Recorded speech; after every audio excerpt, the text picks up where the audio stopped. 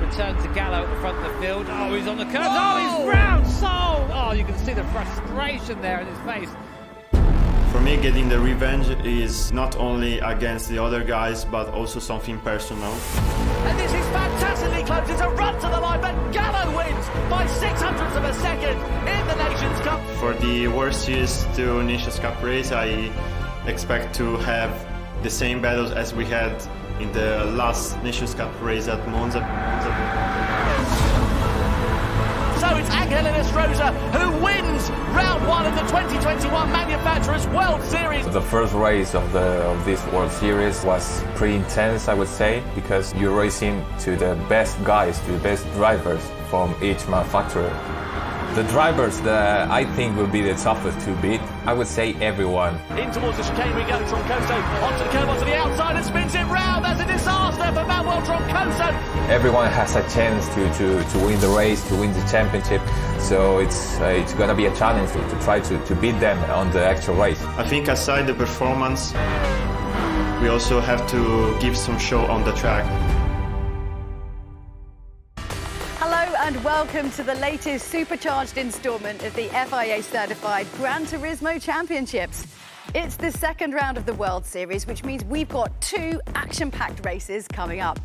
Both of them feature our man of the moment, yes, Valerio Gallo from Italy, who's fresh from his triumph at the Olympic Virtual Series motorsport events. Coming up a little bit later, we'll have another epic Nations Cup battle. But before that, it's the Manufacturers Series, where Team Porsche and their driver Angel Enestrosa took the 3 points on offer in the first round.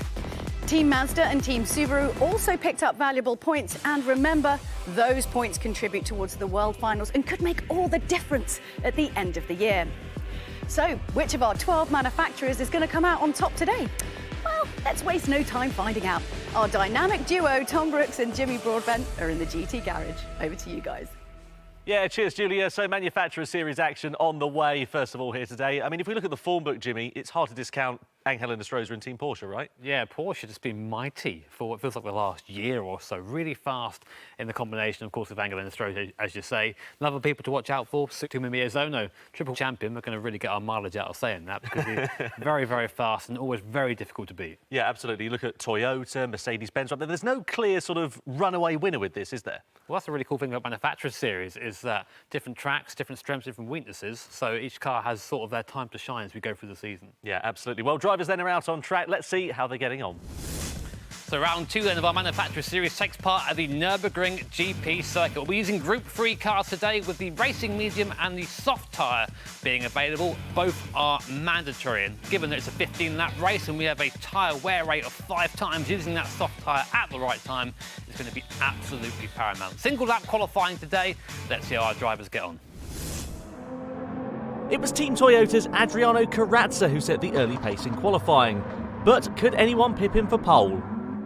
Here is Angel Enestrosa. He won last time out, so we're looking definitely to repeat that for Porsche. Very, very quick on his day, and I think he fancies himself today as another winner.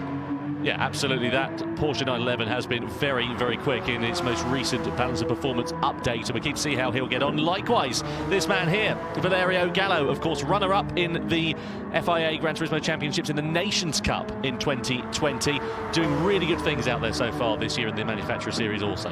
Last but certainly not least, this man, Takuma Miyazono, actually managed to get onto the podium after a pretty bad qualifying, I think, last time out. He was definitely well outside the top 3, but third in the race. What about Angel Enestrosa? He's coming around to go through to that beam, and where is he going to go? He's going to go even quicker indeed, so this is going to get quite interesting here.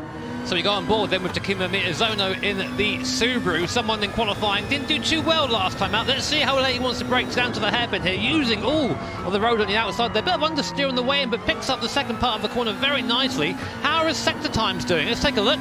He's currently up at the moment. Very quick lap so far. Didn't look like it was a particularly brilliant final corner there for Enestrosa in the Porsche. He goes 6th quickest, so has lost quite a lot of time in that final sector. What about Valerio Gallo then in the Honda NSX? Where is he going to place from the rest of the field? It goes 2nd quickest. Takuma Miyazono quickest in the final sector. The Subaru comes towards the timing line, and it's pole position then for round 2 of the Manufacturer Series for Team Subaru and Takuma Miyazono. Brilliant lap time then from the Japanese driver. He heads the field as we get ready to go racing.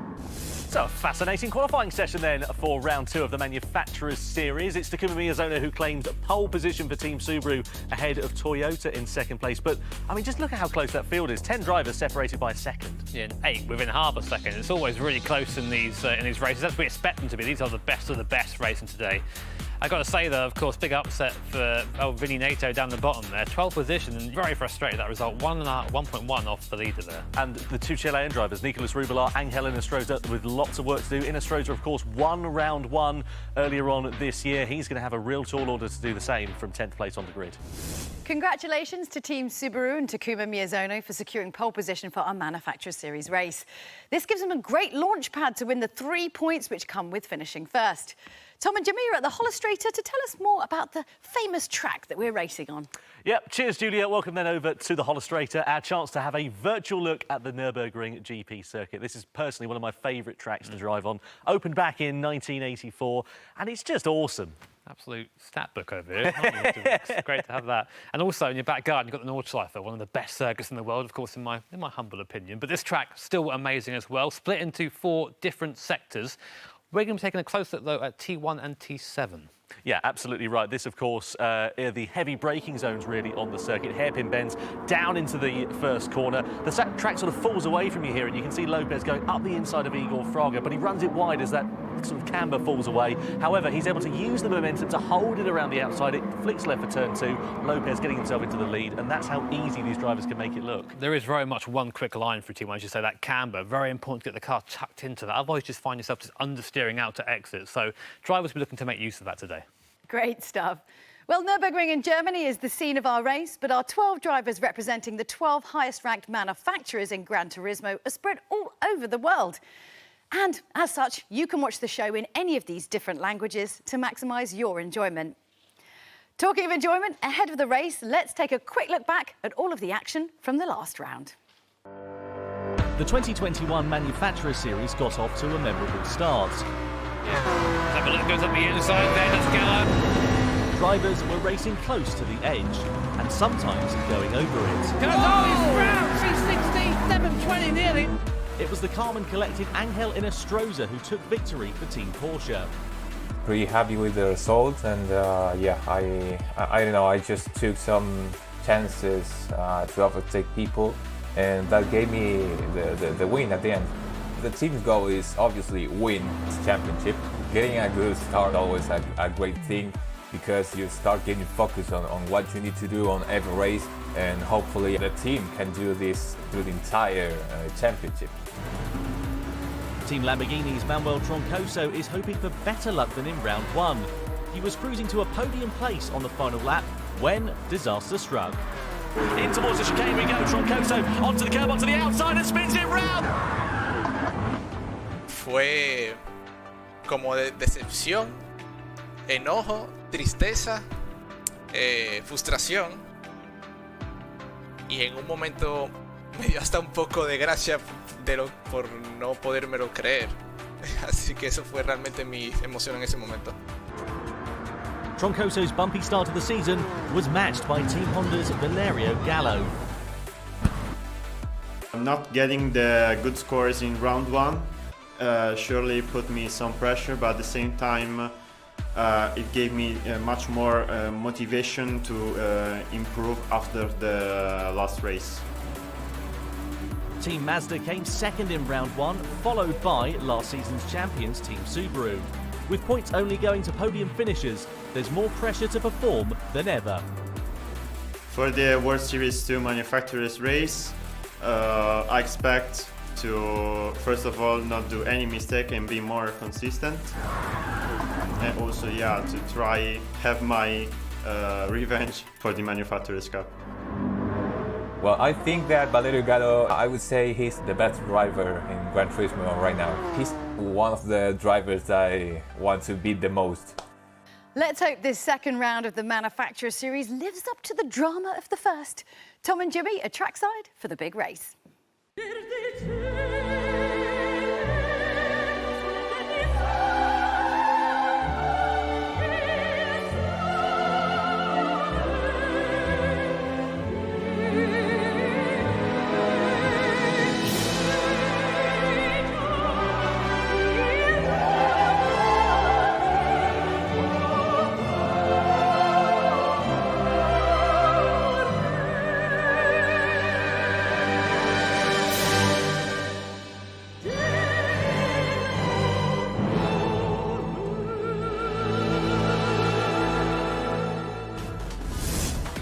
So here we are then, the grid is lined up for round 2 of the Manufacturer Series for the 2021 FIA Certified Gran Turismo Championships. It's Takuma Miyazono for Subaru who starts on pole position. Alongside him on the front row is the Brazilian Adriano Corazza for Toyota. Row 2 of the grid is headed by the Italian Valerio Gallo for Honda. And alongside him he has got Ryota Kokubun for Mazda for company. Row number 3 is the Mercedes of Lucas Pinelli, the Brazilian driver in the AMG GT3. Has got Toshihiro Kato in the Ford GT alongside him. Next row of the grid is Oliver Parker, the American driver in the Volkswagen Beetle. And P8 on the grid is Manuel Troncoso in the Lamborghini Huracan. Next up on the grid is Nicolas Rubelar, difficult qualifying for the Chilean driver down in P9 for BMW, with Angel Inestrosa, the round 1 winner, starting in 10th position for Porsche. 11th on the grid is Alex Lee, the Frenchman, in the Citroën. And then next up is Vinicius Nato in the Audi R8. That's the grid lined up then. 15 laps for our drivers here, Jimmy. Soft and medium tyres available, top 3 starting on softs. Yeah, we tend to see this, don't we? The lads at the top of the field will go on that soft compound tyre, try and get away quickly, and while the people in the mediums would opposite thing, save the soft tyre for the end when they've got a little bit of space, and then they can really use that speed on that soft compound. Interestingly, only the top 3. I would have thought we'd seen more than that. There are our tyre strategies, as we see. Basically, you split it down the middle, which is nice and easy for us, because that way we get to remember it easier. And of course, only having 2 compounds of tyre available for these drivers is a little bit different to what we've had where we have the 3 compounds. We should see them using these tyres for longer stints. Yeah, definitely. As you say, 7 and 8 laps, you reckon we'll see it. If you can make that soft last 8 laps, you're going to have an overall quicker race time. So I think that'll be the goal for our drivers. So here then is Takuma Miyazono leading the field around the final corner here at the Nürburgring GP circuit. Interestingly, we haven't raced here since 2019, so great to see the circuit making a return in the FIA Certified Gran Turismo Championships. It'll be Miyazono then who leads the field over the line as we get ready to start round 2 of the Manufacturer Series for the FIA Certified Gran Turismo Championships. Corazza and Gallo also on the soft component of tyre as we get 15 laps of racing underway here then in Germany. So Miyazono leads the field on the run down towards that first corner. Gallo there in the slipstream, drivers weaving, trying to get heated to their tyres as they come down into the braking zone. Very late on the brakes there for Adriano Corazza, and I think there was contact with Miyazono there. Runs him out a bit wide. Also Kokubun going wide at the first turn there as well. But fortunately, despite that contact, as you can see a penalty being picked up there for Corazza, Miyazono still manages to retain the lead. Yeah, just completely blew the braking zone there, and as to make matters worse, Valerio Gallo is going to make his way through in the NSX around the outside. Now Corazza's got the inside line though, but that'll turn into the outside for the next corner. A bit of a disastrous start there for the Brazilian, pretty hot off the grid, and then straight into the back of Takuma Miyazono. He'll serve that 1-second penalty now, and that'll put him right to the back of the field in that soft tyre. Lucas Pinelli's right on his rear bumper here. He's about to serve that penalty, as you said, Jimmy, coming into that penalty zone. You can see that with the yellow markers either side of the circuit. Sensibly pulls off at the racing line to allow the retaining field through, but that's a disaster of a start for the Brazilian driver. Kokubun, Kato going through, as well as Parker by the looks of things. On the inside there is Corazza versus Parker into the hairpin, just about manages to keep himself ahead and into 6th position, but from challenging for the race lead, bearing in mind of course he's on the quicker compound of tyre now, that's not good at all. And because of that little sort of scrap with Valerio Gallo at the start there for Corazza, Miyazono's got a bit of a buffer now, already 1.6 seconds to the end of the lap, and that means he's actually out of the draft, so Gallo's now got to catch him on pace alone, so to speak, and I think Lucas Pinelli, this person, has actually benefited from all this. 3rd place onto the podium spot already. A long way to go though. Yeah, absolutely. 15 laps here at the Nürburgring circuit, so plenty of time for things changing. Just see at the top of the hill coming into that chicane, that is where the race leader Takuma Miyazono sits. Here is the recovery drive of Adriano Corazza. He's going to have to really muscle his way through the field. Of course, all the drivers in front of him of Pinelli, Kokubun and immediately of Kato are on the medium compound tyre, whereas Corazza is on the soft, so you would imagine that of course it wouldn't be too difficult for him to get past. However, these drivers don't like making things easy, so over the line we go to start the 2nd lap of racing here then. Of course, the drivers in front all have the advantage of the slipstream, so in a straight line he's not going to be that much quicker than anybody else at the moment. Corazza made damn sure there to brake in the right spot, I think. Get the car into the corner, not run into the person in the car in front. That can happen sometimes. It can really knock your confidence, and well, that's not happening right now. Corazza sends up the inside of Kato there, as you can. Of course, in that soft compound tyre, he's got that bit of that tyre advantage there. Oh, looking again now on Kokubun in the Mazda. Aggressive driving so far from the Brazilian. You would have thought he might have calmed down a little bit after that punt at the start, but no, I think he knows he has to get back by Kokibun and by Benelli to really use most of his soft compound. But every time you go offline, every time you force the car into a move, you're burning that tyre. Yeah, and don't forget, of course, he and Kokibun have a bit of history. If we hop back to the World Tour in Japan in 2019, they were going hammer and tong for the victory. Here you can see them going hammer and tong again as Karatsa sends it down the inside. Later on the brakes, the soft compound of tyre giving him more grip and inherently giving him 4th position as well. There you go, nice. It's almost making his way back up the field now, but damage is done at this point. He's already about a second or 2 seconds or so off the other soft runners, so it doesn't sound like much, but it all matters in these races. I mean, you bear in mind these guys are some of the, well, they are the best Gran Turismo drivers in the world, and when you put them in here, the gaps are tiny. So 2 seconds is an age, really, as we continue watching Karatsa coming on to the back straight now, back on board with a driver. There is Lucas Benelli. He's our next target.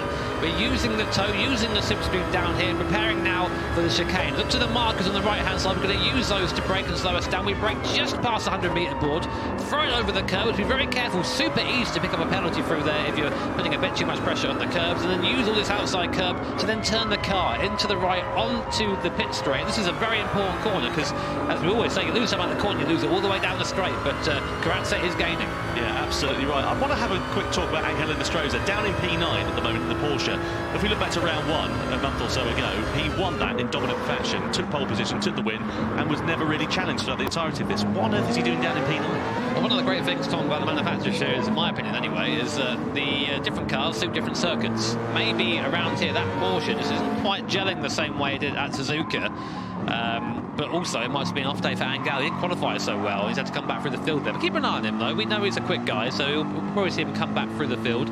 Great scenes, great pictures here from the back of Lucas Benelli in the AMG. Good job hustling that Mercedes up into 3rd place and keeping it there. Of course, it was sort of Karatsa's fault that put him there in the first place, but coming back strong, Karatsa. He's not letting the top 2 get away, and now I think he's going to try and size up a move here on Benelli, coming down to the hairpin. Will he go over to the right-hand side of the course?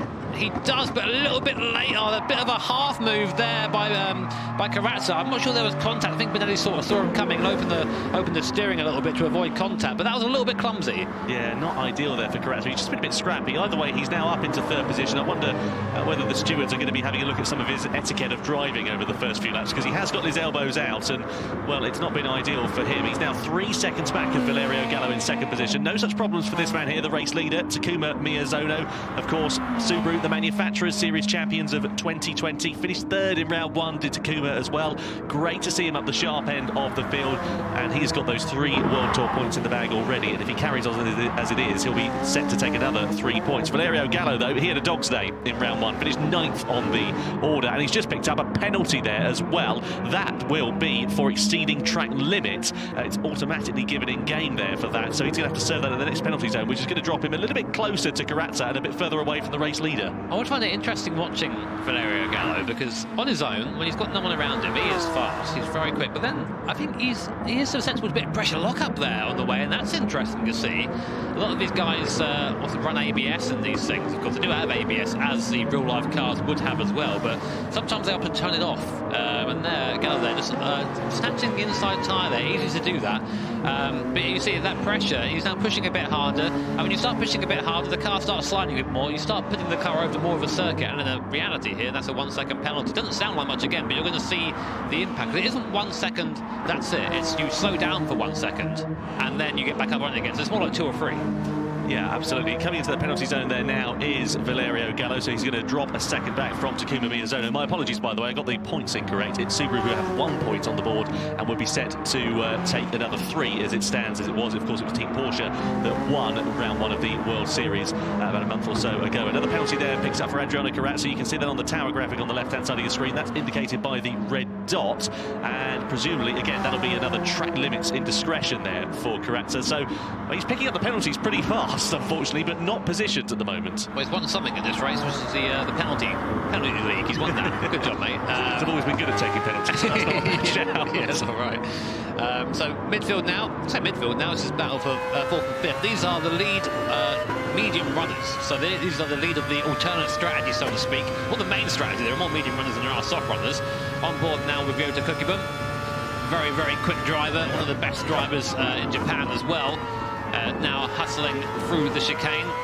trying to catch up with Lucas Benelli, the Brazilian, in the German car. So very diverse in terms of nationalities here and what's being represented. One of the great things about the GT Sport series, in my opinion, as we now come down the main straight again. Lap 5, we have our first pit stop. Angelina Strozar coming quite early there, trying to make those soft last for 10 laps. That's going to be difficult. Well, he's been in no man's land all weekend, hasn't he, really? So he's got to try something different just to get himself a bit further up the order, and maybe it'll be a strategy that pays off. We'll see as the rest of the field comes on through and their strategies work out. I was actually having a look at some stats coming into this race.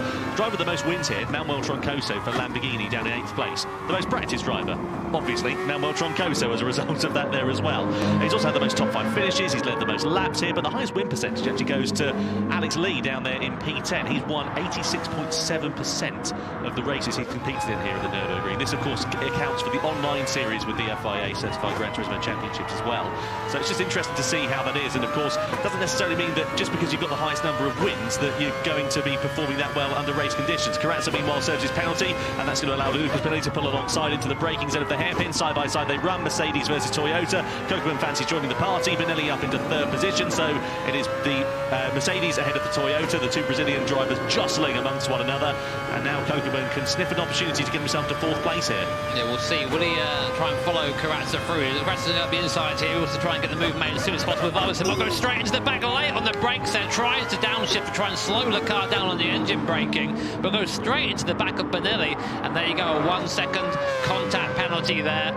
You've got to be more careful than that. I think got a bit too excited about the prospects of maybe getting through, and a rare mistake really from Kokeman. We don't really see that from him, so obviously he's feeling the pressure too at the moment. Benelli almost looking to try and get back by Carrazza now. Those soft tyres on Carrazza's Supra are going to start feeling a little bit second-hand at this point. It's going to start wearing away, and the medium, whilst wearing a little bit slower, might start to match in performance. You're seeing again Carrazza being just harried there by Benelli behind. Valerio Gallo into the pit lane as well. The first of our soft runners deciding to come in to get rid of that and go onto the medium. Yeah, sensible there for Valerio Gallo to get himself out of the traffic rather, as he comes into the pit lane, then onto the medium compound of tyres with 10 laps remaining. Of course, these are the more durable compound. They're slower than the softs over the course of the race, but the crucial thing is where's Gallo going to emerge in relation to the rest of the field? Vinicius Neto was not too far up the road from him, so it could be interesting. He's got 2.4 seconds to Neto now, so that's enough of a buffer as it stands, because you'd imagine that the rest of the medium runners who haven't pitted so far are going to be coming in very shortly, so it shouldn't affect his race there too much as he's now out on track on the start of lap 6. Kokeman's picked up a penalty then for that contact into the back of Lucas Benelli on that last lap. He's going to drop back from this field, and that's going to really scupper his race and could make things quite interesting when it comes into the pit stops and when he comes in, as to where he's going to emerge out with the rest of the field and making their stops. Yeah, it's always tricky to predict those things. What a lot of people maybe don't know is when you're driving these events, you are effectively doing 3 or 4 roles at once. You're the driver, you're the race engineer, and also you're the strategist at the same time, which can be quite tricky when you're out there. That's why I think our sim racers maybe don't get as fair a rep as we should get. But we'll see what he does. I'm interested. Interestingly, with Gallo as well, he has come out in traffic actually. He's going to catch Neto and Lee, and unless they pit this lap, so it's either going to be a master stroke or not so much. But again, you're just sort of rolling the dice a bit there when you make that pit stop. The thing is with Carrazza, he's kind of in the unfortunate position here because he's going to emerge out close to Benelli, close to Kokeman, and of course they're all going to be on the soft compound of tyre, so he's going to be on the slower compound, which is why if you're on the softs you need to make hay while the sun shines on those quick tyres and pull a gap to everybody else. But yeah, like this lad here. Exactly, yeah, like Miyazono's just been in a different postcode to everybody else, hasn't he? You know why? He's just kept it clean. Other people have had penalties. He's not. He's gone around, driven his own race, just focusing on his marks, and we haven't spoken about him too much at the moment, but that's because there's been nothing really to talk about. He's just been driving away at the front. He's got an 8-second gap at the moment over Carrazza. Of course, he owes a stop to his closest competitor, which is Valerio Gallo, I think. We'll see how that ends up, of course. But you know, you see, Gallo is now starting to get into a little bit of traffic. He's now only a second behind Neto as well. We'll keep an eye on it. Here comes Kokeman, in for the pit stop as we thought he would be.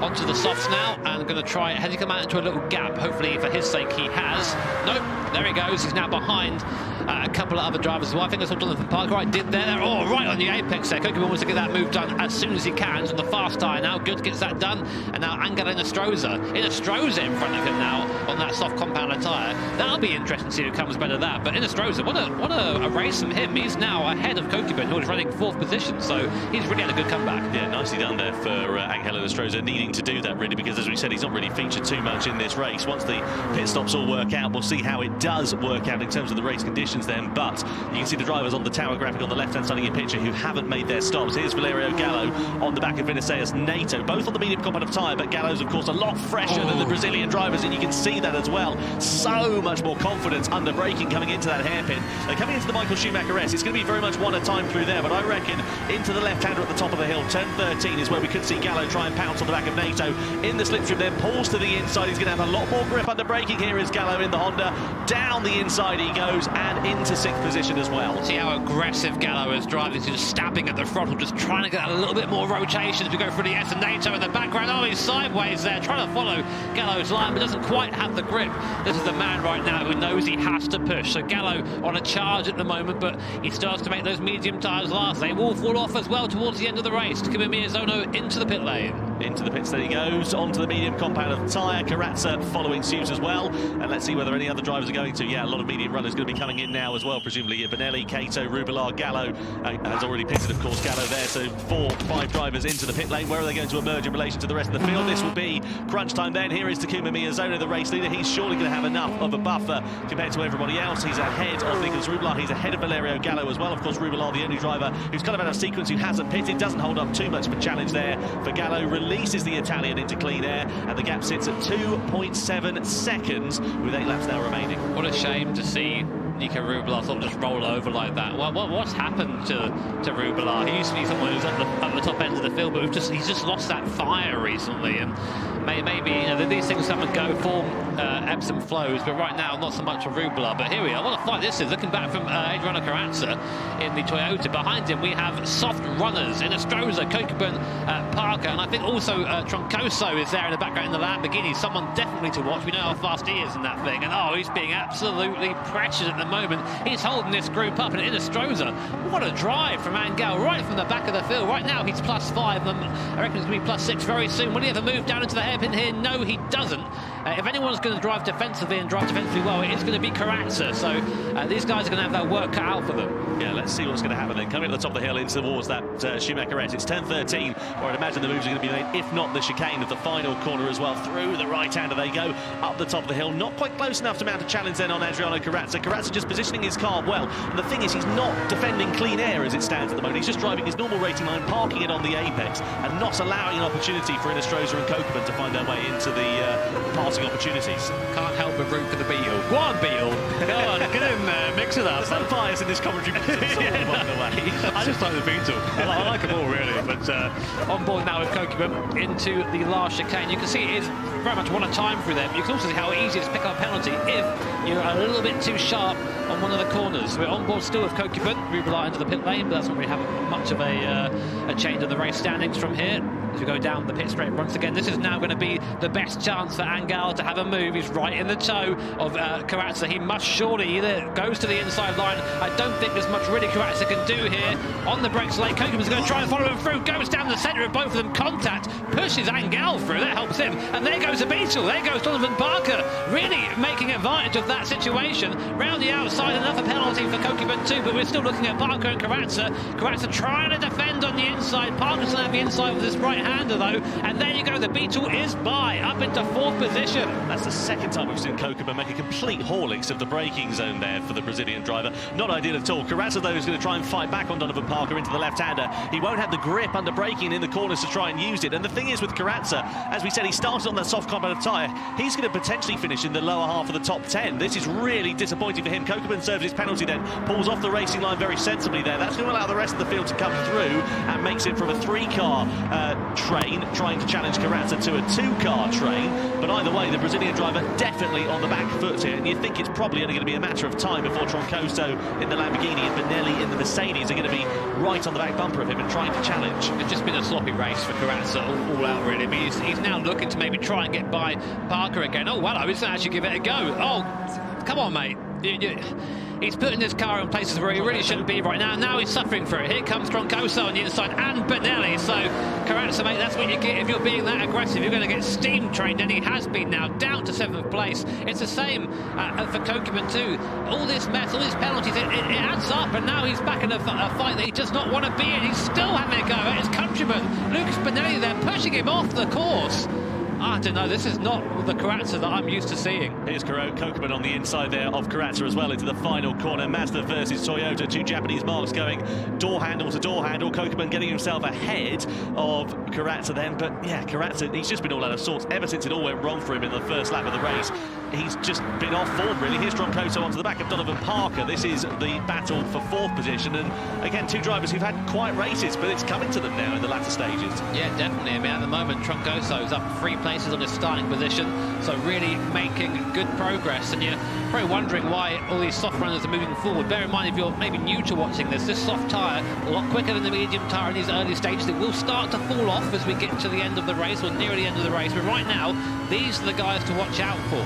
And you're seeing the difference between if you have a fast first stint with Miyazono and Gallo 6 seconds up the road, or you have a messy first stint like Carrazza did. Now he's just a sitting duck for all these guys on the soft tyre. This is going to be very interesting now. 5 laps, less than 5 laps, 4.5 laps remain of round 2 of the World Series. Of course, points to be on offer for the top 3 finishers in this race. Coming into it, it was Porsche that led the way, and Angel Stroza doing a good job of trying to keep Porsche's tally going very strongly indeed, sitting there in 3rd position just up the road as they go through that Schumacher S then. So Donovan Parker in 4th and Manuel Troncoso in 5th will be trying to do everything they can. I think the interesting question is, will Inestrosa have enough pace underneath him to try and close that gap down to Valerio Gallo? 6.3 seconds it sits at the moment, 4.5 laps now remaining. He's going to need to be pretty lively to catch up to the back of the Italian. Just having a look at the last lap times at the moment, not enough. Only a couple of attempts a lap faster is Inestrosa at this point. Oh, of course, bear in mind, Inestrosa went up to the soft early, so he's probably going to be suffering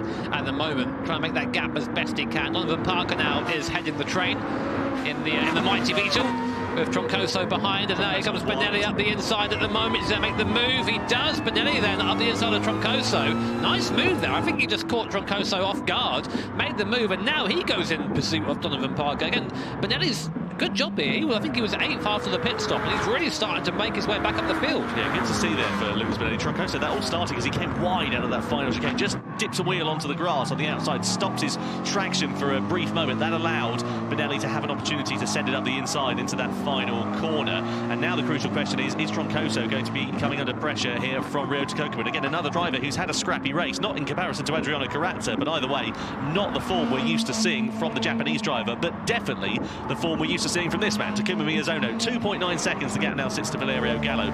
I mean, he's just in a class of his own as it stands. I'm fairly sure Miyazono is driving the equivalent of having your feet up on a desk and relaxing at the moment. He's out there just doing his laps, no pressure. He's got a 3-second buffer to Valerio Gallo. All he's got to do is drive around as he has been doing. This race is going to be his, but you never know. Gallo might find a bit of speed. Miyazono might make a rare mistake. We've seen a few mistakes from drivers we're not used to seeing. Kokeman, of course, being one of them, as we're now on board with the Japanese driver behind Troncoso. V10 versus Rotary. I can get on board with that. I can get on board with that, definitely. Through the Schumacher S, using all the curb on both sides now. Good place to try and set up a move if you're feeling lucky. Benelli there, maybe looking for that move on Donovan Parker in front. I think in the background, maybe Kokeman has gone for the move on Troncoso. So Kokeman up now into 6th place. We're still focusing on 4th and 5th. And this might be a run for Benelli here down the straight, into the toe. Will he ever go into the chicane? So side by side they come. Benelli on the inside, then he's in at the outside line into the chicane, but he's got more traction. Donovan Parker doesn't put up too much of a fight going into the braking zone. He's certainly been the quicker of the drivers, and Benelli, because of course Inestrosa in front is on the worn soft tyres, is going to be really close and potentially on for a podium in the Mercedes here. That's as good a form as we've seen for Mercedes for a long time. Yeah, this is interesting because Benelli has the speed right now. Inestrosa, it's been a great race from him, but those tyres have got to be complaining at this point. He's been on them for 7 laps already, and we think that's about as far as they'll go without degrading. He's got another 3.5 laps to do at this point, another 4 laps to do. So we'll see what Benelli can do in that AMG Mercedes.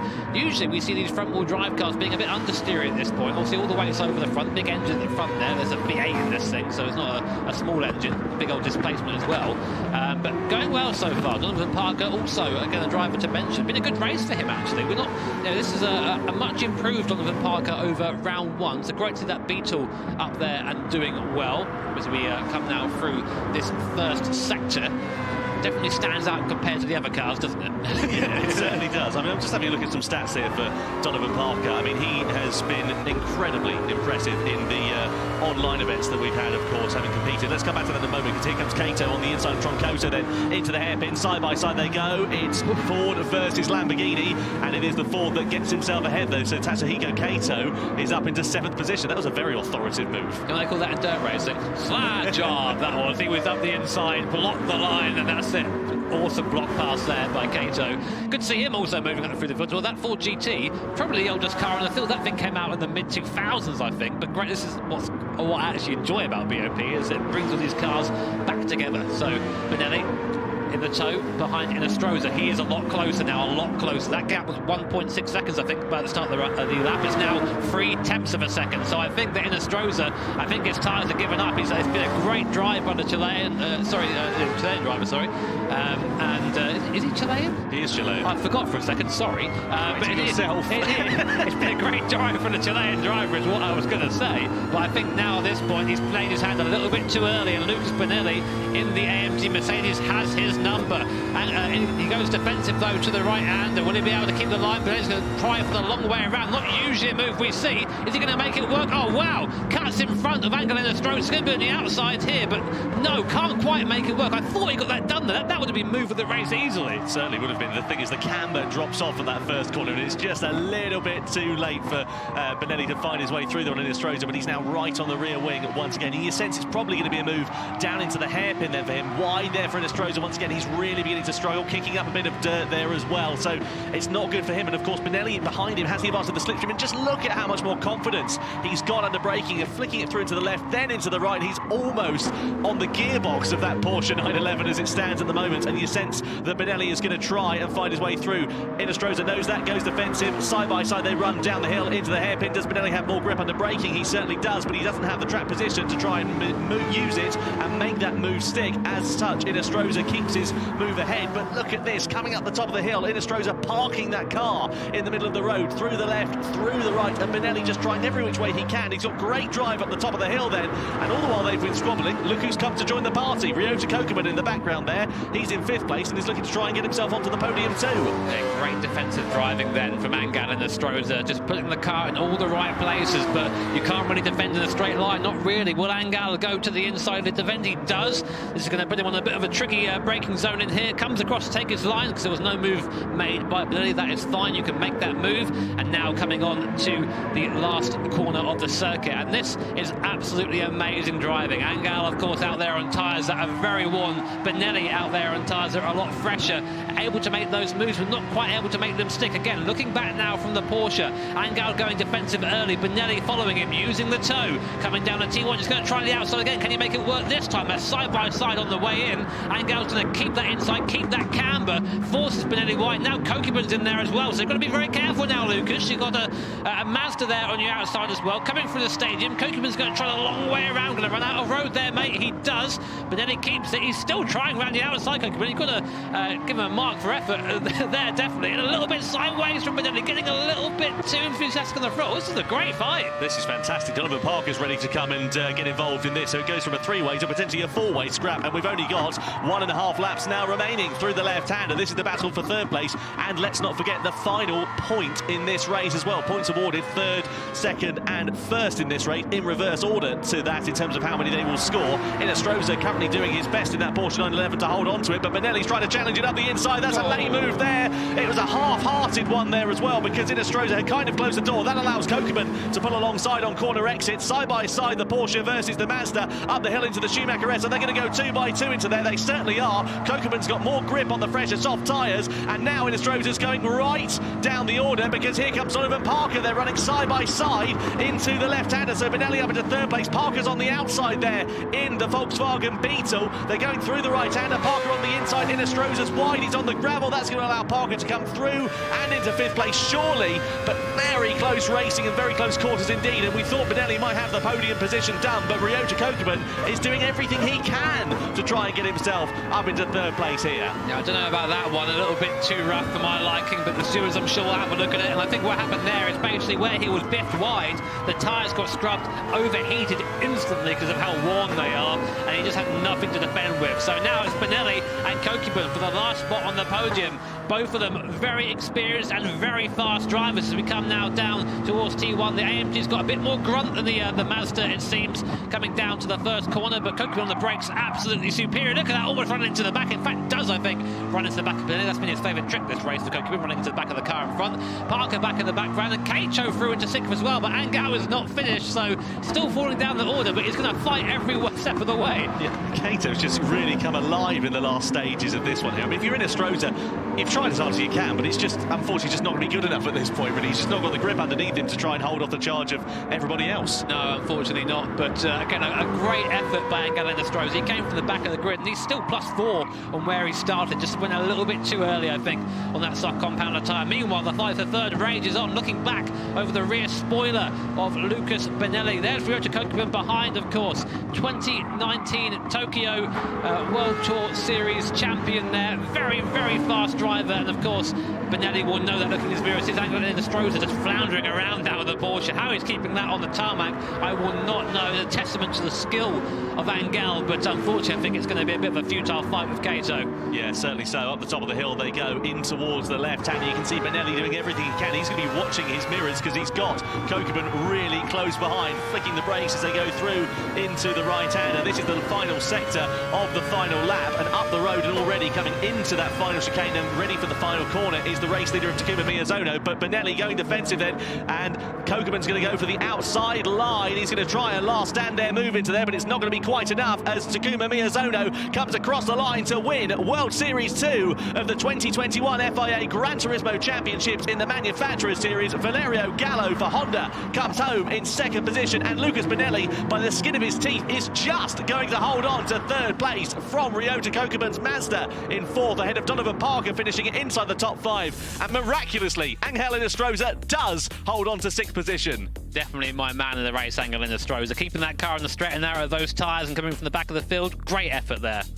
Well, a frantic Manufacturer Series race for round 2. Takuma Miyazono claims the spoils for Subaru ahead of Honda and Mercedes-Benz in third position. What a race from Kokubun and Parker inside the top 5. Very aggressive stuff in the mid-half of the top 10. I've got to say for Miyazono as well, I know we didn't talk about him much in that race, but that's because he was just off in his own little world. Amazing drive by the Japanese driver, and a reminder why he is a triple champion. Absolutely amazing drive. And what about Adriano Corazza down there in 8th place? He'll be so disappointed with that. You can see the point standings on your screen there now. It's Subaru who lead the way after World Series 2. 4 points to Team Porsche's 3, ahead of Mazda, and then Honda. Team Mercedes-Benz on the board there with 1 point in 5th position as well. What an incredible race by Takuma Miyazono representing Team Subaru, and we can speak to him now.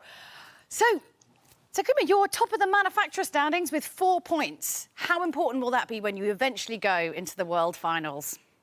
今リードできているのはすごい嬉しいんですけど、特に今回は車とコースの相性がすごい良かったと思うので、これからまた厳しいレースになる場面も何回かあると思うので、4点リード今あるんですけど、それはあまり気にせずに、これからも引き続き頑張っていこうと思います。I feel like we're back with kind of classic Miyazono now. I feel like you've got back into your stride. Do you feel that as well?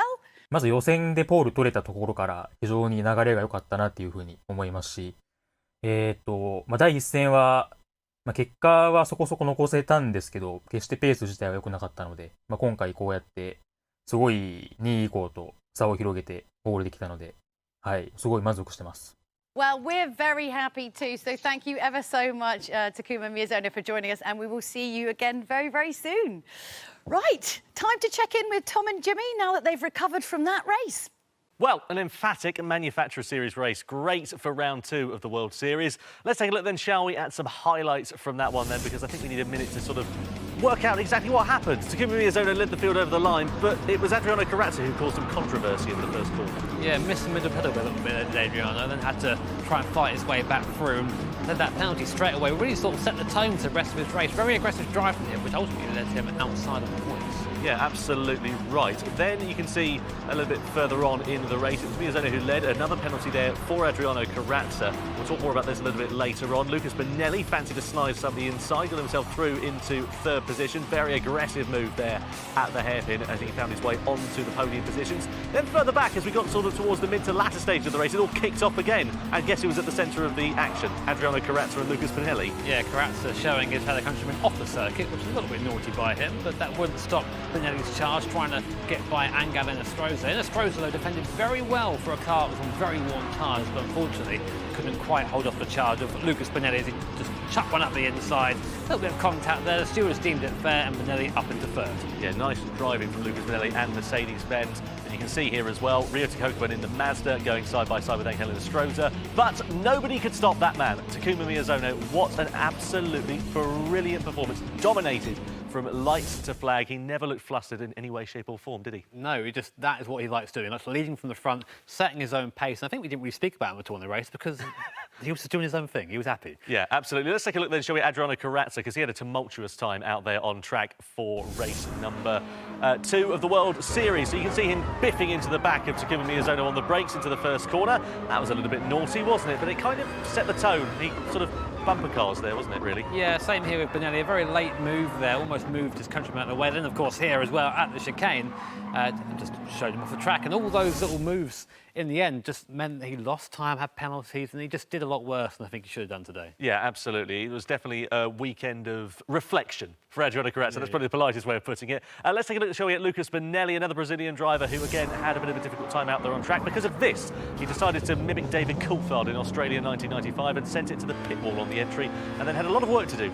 He found a good way to slow the car down quickly, but that's not what you want really in one of these races. And so we had to see a charge back from Bonelli, just absolutely just cutting through the field and to get back to his podium spot there. And that was that final move in Angel and Estroza. So I think at one point he went down to 8th position and just clawed his way back. So a really determined driver. I think picking up from that mistake is difficult. To see him do that was really good to watch. Great to see Mercedes fighting at the sharp end as well. They've been off the form for a little while now, actually. Let's take a look then, shall we, at our final piece of action. That, of course, goes to Takuma Miyazono.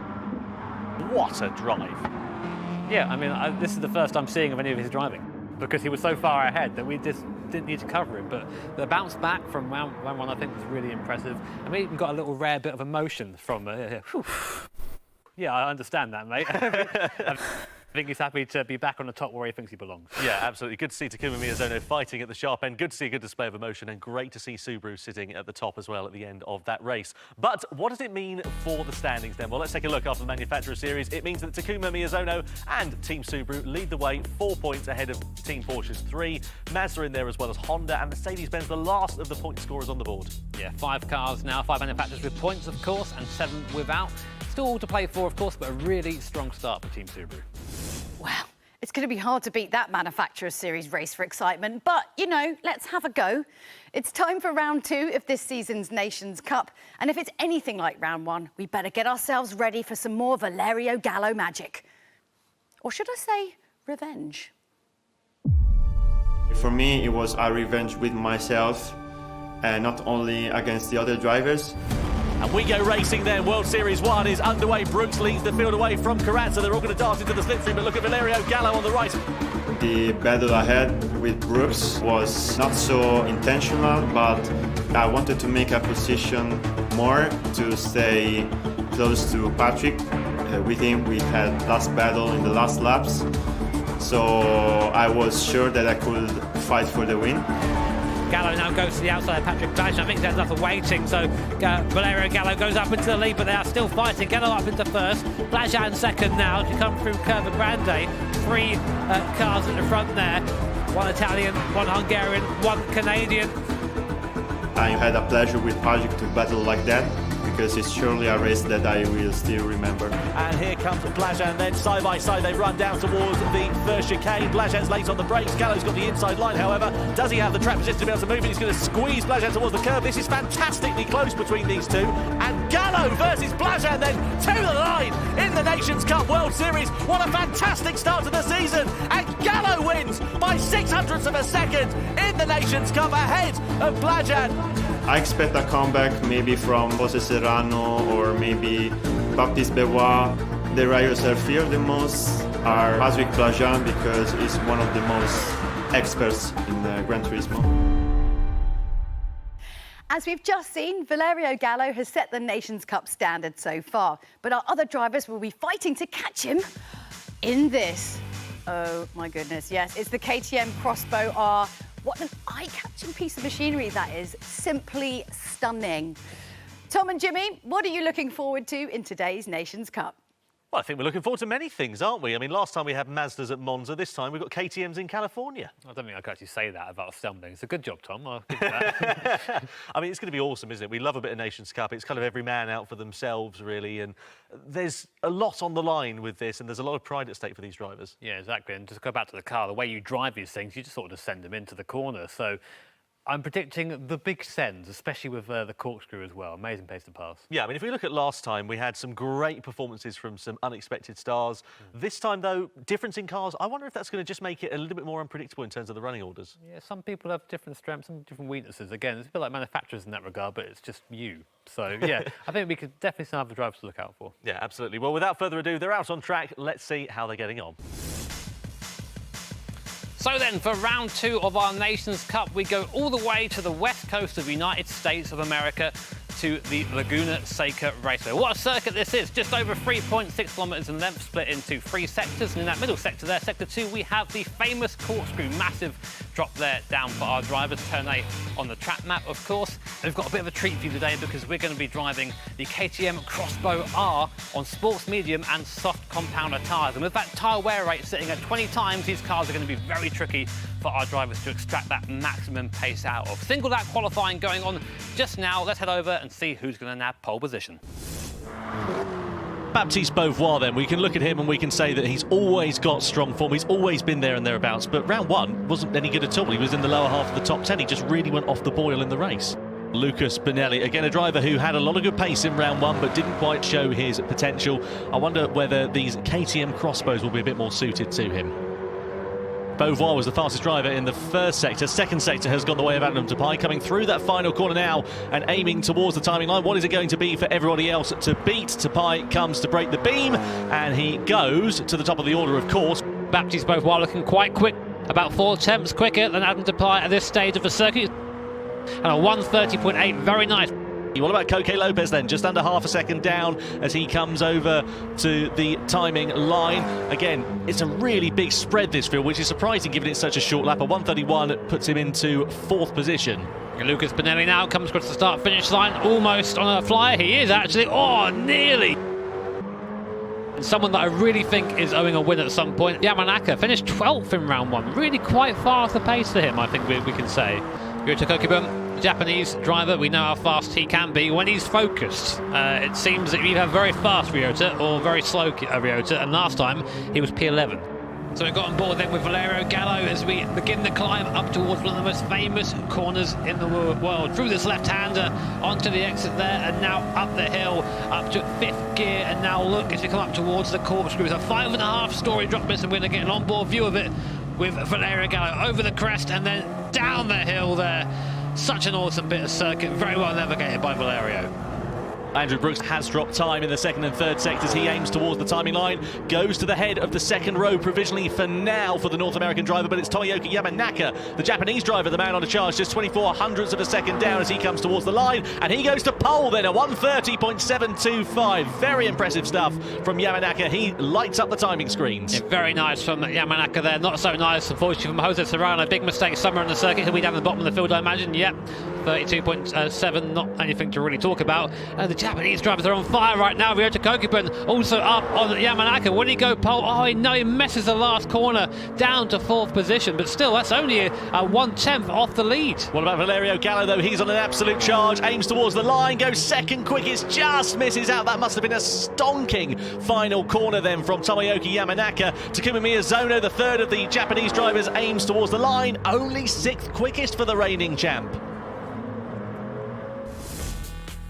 Let's take a look then at the results from qualifying for the Nations Cup, and a surprise pole position from Tomoyuki Yamanaka, I'd say. Yeah, I'd say so. I mean, he's quick, but I didn't think we'd see him on pole position. But just to add to how great that session was, look at the top 5, separated by only a 1/10 of a second. Mad close at the top. Yeah, absolutely. All drivers separated by less than 2 seconds. Difficult day at the office for Angel Inestrosa down there, of course, having had that lap time disallowed following exceeding track limits as well. Yeah, and Coque Lopez, I said I put money in being up the top, and he came 11th, so I guess I've lost some money. Well, not for the first time.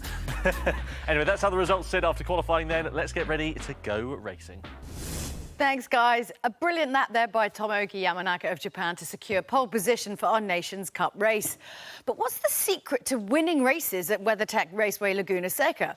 Well, Tom, Jimmy, do enlighten us. Oh, we love Laguna, don't we? You can't go wrong with a bit of Laguna Seca. No, I don't think so. I mean, one of the most recognisable American circuits. So I have to admit, I don't think I've actually won a race here, so maybe I can't do the enlightening. I've actually been there, and I've got to be honest. You know, the elevation changes, the big talking point of this circuit, it's even like more dramatic in real life. You just think you're coming up to the top of the corkscrew, it's like the world's going to end here. It's unbelievable. Absolutely mad. I mean, from, I think it's T2 up to the corkscrew, 55-metre elevation change. It's mad. A massive run up from T6 up to the top of the corkscrew up the top here. And this is where you see a lot of overtaking moves as well. You think, oh, maybe I should take it easy through. It's already crazy enough. No, people send it up the inside there, and you find yourself hurtling downhill side by side with another guy next year. It's awesome to watch. It's awesome to commentate on too. Yeah, and 5.5 stories that drop from T8 all the way down to the bottom of what they call turn 8A. It's technically turn 9. In 450 metres of circuit. It just doesn't get any better than that, does it? I want to meet the guy who designed that one. Yeah, this is fine. Yeah, and that is the reason why we love Laguna. Well, the second Nations Cup race of the season is almost upon us. There's just enough time to remind you that the Gran Turismo YouTube channel has an amazing variety of content for you to enjoy.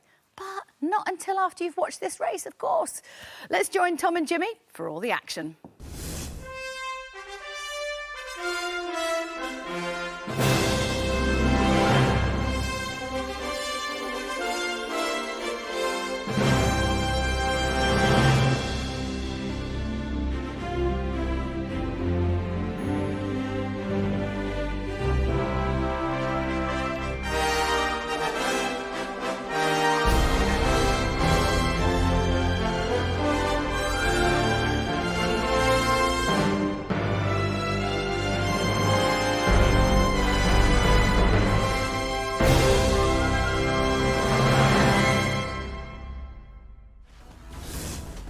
The grid then is lined up for the Nations Cup race for round 2 of the World Series of the FIA Certified Gran Turismo Championships.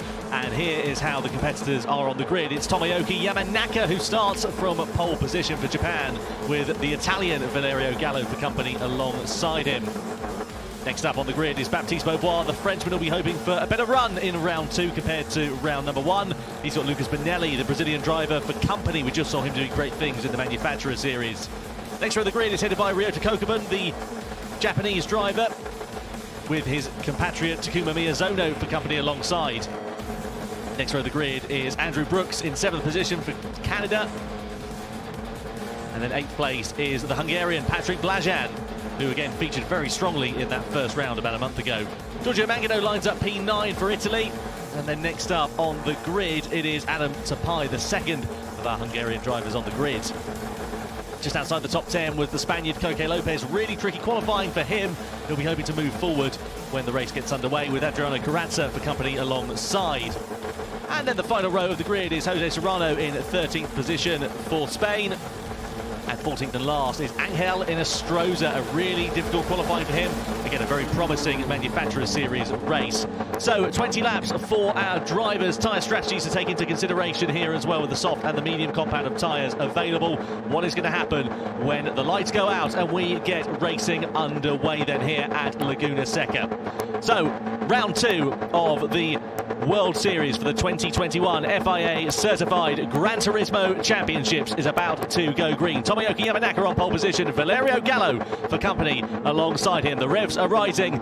Tension is in the air as we get ready and go green and go racing. Yamanaka gets away well. Gallo pulls alongside. Look at Baptiste Beauvoir and also Ryota Kokeman trying to go around the outside there as they come over the crest of the hill through turn 1 on the brakes and into turn 2 is where we'll see the moves being made. Yamanaka's in the middle, Beauvoir's on the outside. Gallo leads the field through, but Beauvoir's trying to hold it around the outside for second place. Benelli on the outside of Miyazono for 5th position there. They all just about managed to make it through the first corner without any contact, but it's Gallo from Yamanaka from Beauvoir as they come through turn 3. Yeah, got a little bit feisty there at the first couple of corners, but now a single file as Gallo takes the lead away from Yamanaka. That's important. He does that early. Now he can try and build a gap. That's what will be in his mind. We're on board now with Baptiste Beauvoir, the lead 2 in front of us. Behind us, Kokeman, as we make our climb up the hill for the first time towards the world-famous corkscrew. A little bit sideways there is Baptiste. These cars far from being planted on a road compound of tyre here, a sport compound of tyres. So a lot more slip, a lot less grip, a lot more action for us to commentate on. You can see Baptiste Beauvoir going wide out of turn 7. That's going to allow Kokeman then to close right up as they come on the brakes into turn number 8. Here's Miyazono sending it down the inside of his compatriot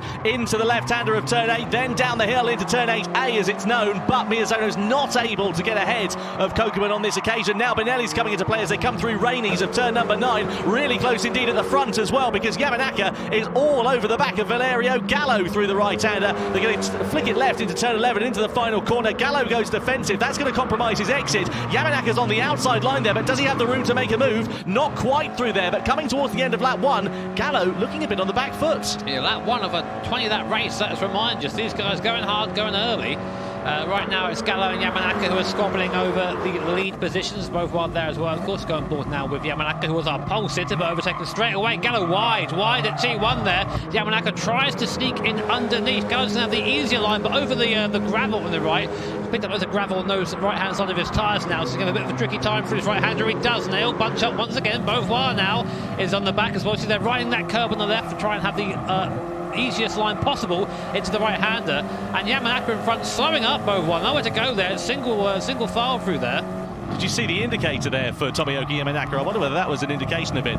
But anyway, very interesting at the front as it always gets a little bit frantic. Now, the top 6 competitors are on the softer compound of tyre. They're the faster compounds. You should expect them to break away from the medium shop runners, from Patrick Blajan down to Jose Terrano in 7th, down to 14th position. But, of course, there's not that much in terms of a straight line here at this circuit as well. It's a really busy track, this Laguna Seca circuit. So they are still bunched up as it stands on lap 2.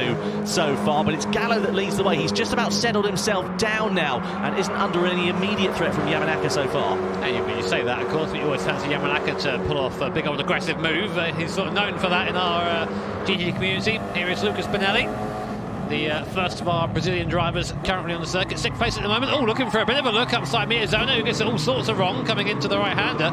Good move for Benelli, very opportunistic. Want to be able to hold it down into T1 over the kind of straight, and there you go, he's got the move made. Will Miyazono retaliate though, coming down the hill towards T2? Let's have a look. No, knows his place, so to speak, stays in the 6th place. Exactly, sensible stuff there from Lucas Benelli, keeping it on the straight and narrow as he should be doing it. To Takuma Miyazono also following suit, a little bit wide there out of turn number 2. Very easy to do that because, of course, you're putting the power on, the front's washing wide.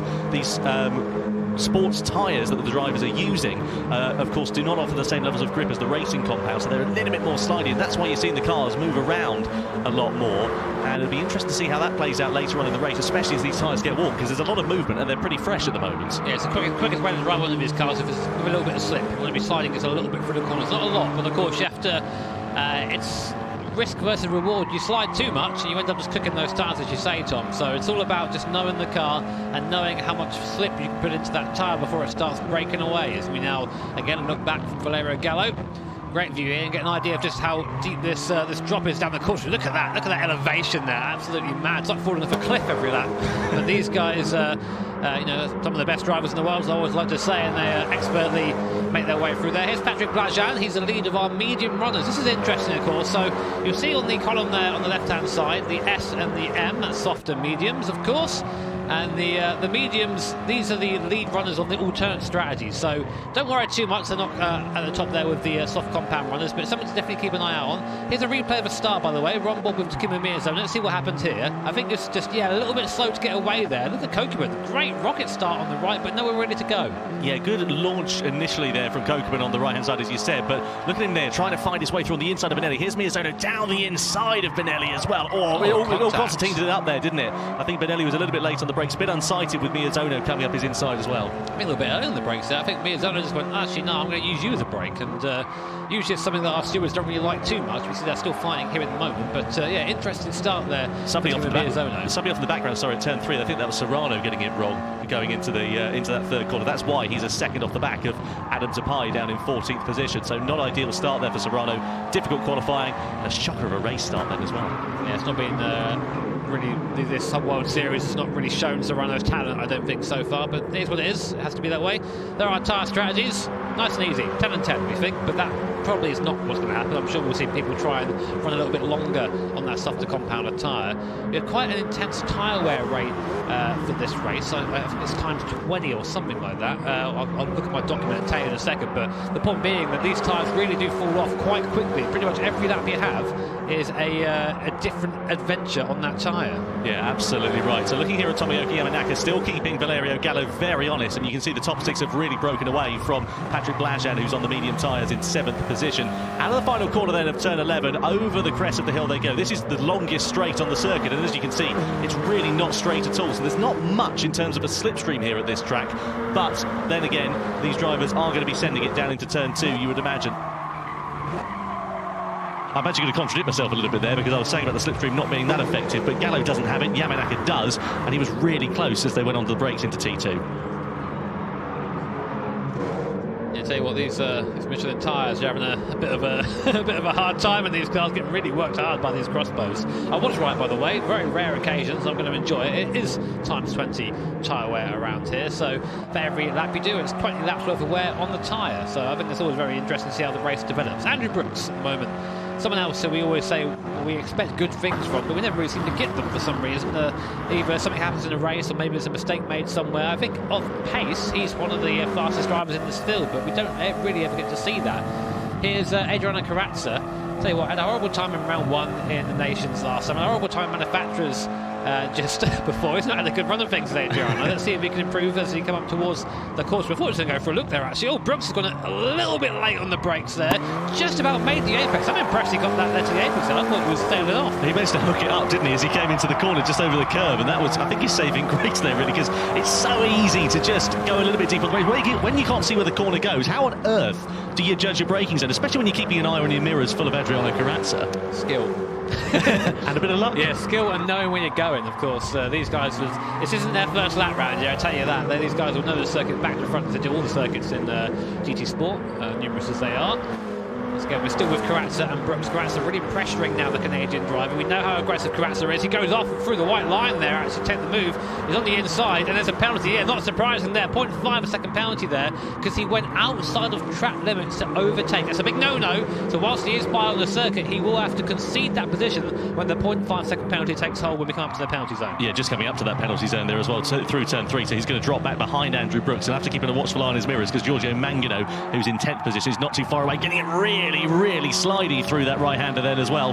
That won't help him too much. Going to serve that penalty, moves off the racing line. Very sensible there from Carrazza. Moves back in. Brooks is on the outside then as they flick it into the left-hander. Carrazza has the inside line. Going to not give Brooks much room through there. You can guarantee it, and indeed he doesn't. So Carrazza does just hold on to 8th place there. Good strategic positioning there. Moved off the racing line, held the inside line, holds on for now at least to 8th position, but they're coming up the climb out of turn 7, up the hill in towards that corkscrew of turn number 8. Brooks, I don't think is going to be close enough to mount a challenge at the moment, but certainly Carrazza just looking a bit scrappy, as we saw in that Manufacturer Series race. A bit frustrating for Brooks. I think he made a mistake after Carrazza got the penalty initially, which meant that even though the pass technically not really on from Carrazza, even the penalty wasn't close enough to get back by again. So a bit of a disaster there for Brooks, but now Carrazza can try and catch Blajan, sorry. He's got about 2 seconds left. So there he is, just in the forefront of your picture. In the background, I think our first pitter of the race, going to that soft tyre very early, very early. Yeah, I wonder what the strategy then is there. He's going to try and undercut everybody, presumably, get himself out in some clean air because he was right down towards the back of the field there to Pi anyway, and try and get himself running in some clean air on the quicker competitive tyre. But they are going to be shot to pieces by the end of the race at this stage. Yeah, definitely. I mean, we've seen similar strategies in the manufacturer series. Valerio Gallo attempted in his Porsche to do that, and well, it didn't quite go as well for him. Speaking of Mangel, doesn't see where he is in the standings right now, but he did not have a qualifying time, and he's now P12, so he is making his way slowly, but he is caught in the pack. So, meanwhile, back at the front, Tomoyuki Yamanaka following Valerio Gallo, as he has been for most of this race. Starting on pole, but got jumped right at the very start. This is probably the best seat in the house here as we come up the hill. Again, slide it into that left hand. You can see how much slip there is in these tyres. That's how you drive it quick, almost like driving an old school F1 car, the way these things glide about. Then we come over the crest of the hill. You've got to brake before the crest here. Very easy to get a bit enthusiastic and brake after the crest, and because the crest is slightly uphill, it slows you down. But if you go past it, it's downhill, and your braking zone just increases what feels like exponentially. Then we go through Rainey's curve. On the curve on the inside, very nice. Let it drift out to the right. Great shot there, watching the Michelin tyres in action through this right-hander, now coming up to the last corner of the circuit. Great place to overtake if you're close enough. Yamanaka isn't quite close enough this time around, but sort of get the feeling he's maybe sizing something up. You can feel the tension sort of in the air with these top six. I mean, they're running nose to tail as it stands at the moment. It's like a big snake sort of going along the circuit as it stands. It's interesting to see how they're all sort of soaking up the pressure. I mean, if you're Valerio Gallo, you're leading the race at the moment, not by a particularly big margin, but still leading the race. How on earth do you deal with that constant pressure from behind to not make a mistake? Now, I found with Gallo that he likes to lead. If he's in the lead, he's all right. He just chills out, does his own little thing. When people start going for the overtakes, people start pressuring him. That's when we might see him crack. We've seen that in the past. We might see it again. So just keep an eye out for that. And of course, don't discount this man, Baptiste Beauvoir. We know how fast he is.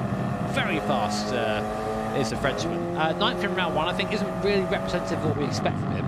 And he's always there, always waiting. And even the slightest mistake, I can guarantee you he will be chucking out the inside, trying to take a position or two. I was chatting to some of the stewards a little bit earlier on today. I said, what's the pit stop lost time here? They said about 20 seconds. It's a long time. So I'm just keeping a watchful eye on Adam Tapai, who's on the soft competitive tyres. He's got 17 seconds to the back of Jose Serrano at the moment. But I wonder whether that could be a particularly interesting strategy when everybody else pits, because he's a bit out of sequence at the moment. Sure, his tyres are going to be a bit worn towards the end, but if he can set some quick lap times whilst he's in that clear air, he could be in for a really promising finish. He could get himself inside the top 10. Well, because of the nature of his car, they drift around a lot. It's actually quite hard to set up a move because the line is to drift out wide a lot of the time and use all of the circuit.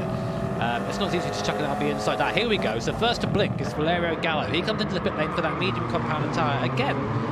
Earlier than I thought, and he didn't really need to do that because he's leading this little bunch of cars. So that's a bit of a confusing one for me. I want to try to stay out and keep that tyre working a bit longer, but maybe he's really been working it. Maybe he's starting to feel it fall away. I don't know, but I can't help but think that's maybe a bit too early for the medium. I was going to say, the advantage is the medium, of course, tyre will last that little bit longer, but it's a bit of a moot point when everybody else around you is going to be on fresher mediums. They're going to be quicker towards the end of the race, and given the small advantage that he had, it does seem like a very relatively strange strategy. Comes out of the pit lane then. Where is he going to emerge in relation to the rest of the field? Lopez and Serrano also in. They're on the medium tyres. They're going on to the softs, respectively. Fuel shouldn't be a factor in this race, just to warn you. We're already at the halfway stage, near enough, in this one. And it is Valerio Gallo that comes out of the pit lane then. He emerges from this race in 11th position. He's got 7 seconds to Angel Estrosas, so he can just run his own race for now. Yeah, for now. Just keep it in your head, you know. That's the whole thing, is just keep your own race and your own strategy. Keep that at the forefront of your mind. Don't really pay attention to what those are doing around you, otherwise you might end up making a bit of a mistake. So Yamanaka now, I should say, sorry, has a little bit of a gap because Gallo obviously has sort of left the fray for now. 8 tenths, 9 tenths of a second to Baptiste Beauvoir. This is Beauvoir's time to sort of try and close that gap a little bit and then move on to the back. Here's Takuma Miyazono, he's involved as well. Don't forget about Takuma, he's always there in the background, really. Someone you can never discount, Takuma Miyazono. Right now running in 5th position, but again, all it takes is one little invite and he'll be way back up the order again. Oh, Kokubun into the pits as well. Late on the brakes there for Miyazono. Not the first time we've seen that in this race as well. He's had a couple of late out-braking manoeuvres. He's just kind of got onto the anchors a little bit too late and made a bit of a hash of the corner, and it was the same corner where he did it earlier on in the race. So I wonder whether he's just pushing that a little bit too hard, because those tyres are of course getting more and more worn as this race goes on. 20 times tyre wear. I mean, they're going to be very second-hand, those soft tyres by now. They are a bit more recoverable in that situation than the racing tyre is. If you do have a sort of lock-up or late break scenario, you can kind of come back from it, but it does depend on where you're placing the car on the circuit. Now into the pit lane is Patrick Flasher. Now he was leading the second pack so to speak, on the medium compounder tyre for a long time. So he comes onto the soft now. I'm interested to see what he'll do, because he's in, again, the leader of the alternate strategy, so to speak. So keep an eye on Patrick. Yeah, absolutely. Finished second, of course, in the first World Series event in round 1, and was very impressive, of course, as a result of that, given that he's got 2 World Tour points as it stands so far. Keen to see how Blajan is going to fare. There's Lucas Bonelli in 3rd position, getting a little bit slidey through turn 7. Yeah, getting that car rotated very nicely indeed. And Bonelli had a bit of a quiet race. We've hardly mentioned him over the course of this one, but he's just been sat there in 4th position, now into 3rd place as a result of Gallo doing that earlier pit stop. Just keeping himself quiet, keeping his nose clean and running a good race. Maybe he'll be able to pounce a little bit later on. Yeah, possibly. Again, someone else who, I mean, everyone in this field is a winner. Think of it this way, you know, that's how close it is between all these guys. All it takes is something like that. Baptiste Beauvoir, he decides, oh, all right, I'll go to the pit lane then. All right, I guess I'm going out there. Well, a bit, I don't think he actually was going to go into the pit lane there, but I think when you do go offline like that and you pick up the gravel, you do sort of ruin the tyres for the next couple of corners. So that's actually a pretty wise choice there from Baptiste to get that done now. Yeah, absolutely. I'm going to keep a close eye on the lap times and the sector times here, because Valerio Gallo, of course, is on the medium combat of tyre, but he's been in clear air for the time being. Now, the gap between himself and Tomoyuki Yamanaka just sits at just over 20 seconds as it is. Now, it's a 20-second pit loss time there and thereabouts. It's been really close between them if it stays like that, if Yamanaka pits on the next lap. I watched Baptiste Beauvoir because they were pretty much side by side or close to each other when they when Gallo pitted. Baptiste was just behind those two. So here comes Gallo down towards T2. T1's a little kink just beforehand. Gallo's ahead, yeah. I think he is. Let's have a look. Coming out the pit lane. Guido's a bit tight from the pit lane. There is Beauvoir. So he is ahead for now. So that has worked out for Valerio Gallo. He maintains the lead out of the guys behind him. But will Yamanaka and Benelli be behind him after their stops? So we have to wait and see. Not worked out for Takuma Miyazono. He's dropped behind Beauvoir and Kokoban then now as well. So that's not ideal because, of course, those drivers in front have now made their stop. Miyazono sitting in 6th position. He's lost a bit of time as a result of that pit stop. It could be interesting to see how that plays out here as well. I don't think he's actually lost much. I don't think he's not gained anything. I think he's just exactly where he was, basically. So, like, oh, okay, well, that was pointless. So, back to where it goes now. Now, Yamanaka is someone who needs to be pushing right now, as does Lucas Bonelli. Yamanaka is pulling away very slightly from Bonelli in 2nd place. The gap's about 2 seconds now.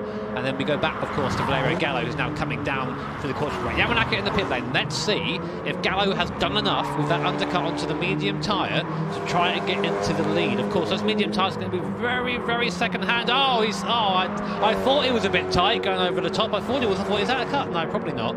1 second penalty. That's not what he needs right now. Not ideal at all there for Valerio Gallo. He was the fastest man out of that top 6 battle as well last time around. He was about half a second quicker than Lucas Bonelli, who's just come into the pit lane then as well. But where are the rest of the field going to emerge? Pit stop time then for Tomoyuki Yamanaka, the race leader. Valerio Gallo goes over the line and he is going to inherit this race lead then by the looks of things, because Yamanaka, I should say, is just coming out of the pit lane there. It's going to be pretty tight between them because, of course, it's a shorter run on the pit lane exit. It's a bit of a moot point because, of course, Gallo has got that penalty to serve. Really close on pit exit there. Gallo is just going to get the lead, but he's going to have to relinquish it in just a few moments' time because he's about to serve that 1 second penalty. Tell you what, Yamanaka would have went from, oh, damn, I didn't quite get the move to, oh, he's got a penalty in his head, and that'll be all right, okay, this is mine now. Look in the background there as well. Benelli, Kokoban and Beauvoir going side by side. That was nearly a 3-wide moment through the 3rd corner.